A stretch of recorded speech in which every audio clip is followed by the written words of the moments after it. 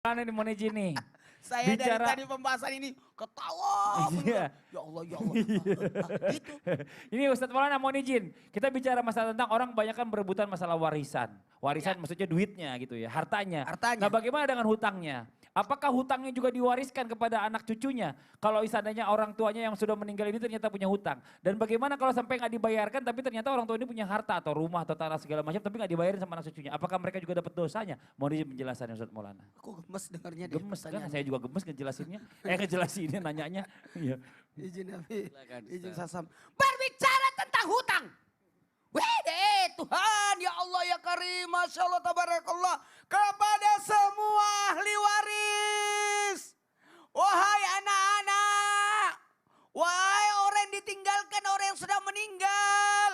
Jangan pernah memanfaatkan harta orang yang meninggal sebelum engkau selamatkan orang yang meninggal itu dari segala sangkutan.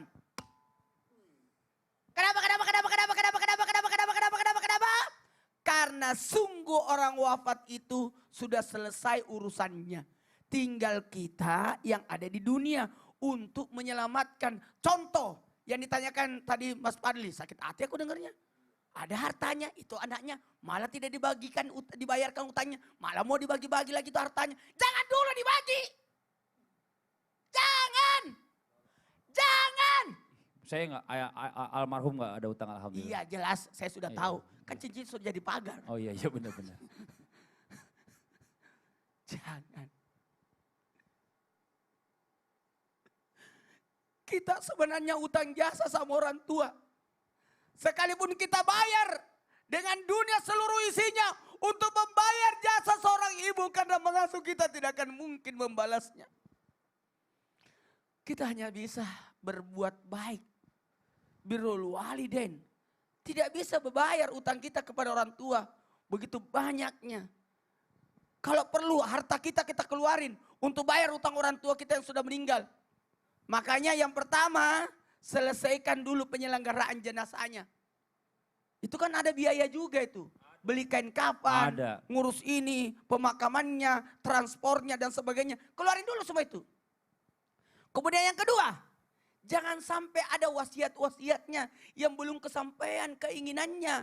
Ya Allah, senangkan orang tuamu. Senangkan mereka. Mohon maaf, jangan pernah berpikir masalah harta warisan. Siapa sih itu namanya? Gak usah disebut ya. Jangan berubah tentang harta warisan. Selesaikan dulu utangnya, penyelenggaraan jenazah. Wasiatnya. Sempat ada wasiatnya, keinginannya. Tapi tidak kesampaian karena keburu meninggal.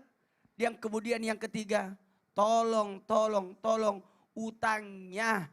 Orang yang berutang terikat di kuburan. Gini, coba gambarnya dong. Iya diginiin. Itu bukannya lagi senam Ustaz? Bukan, ini tangannya diikat ke kakinya. Oh cerita. Tangannya diikat ke kakinya. Kirain lagi stretching. Tapi aku nyampe ya. Iya nyampe.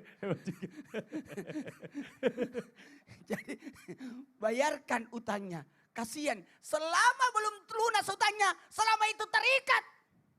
Tergantung atas utangnya. Maka bantu sayang. Kalau memang kau sayang. Jangan itu warisan itu terakhir. Terakhir. Ya Allah.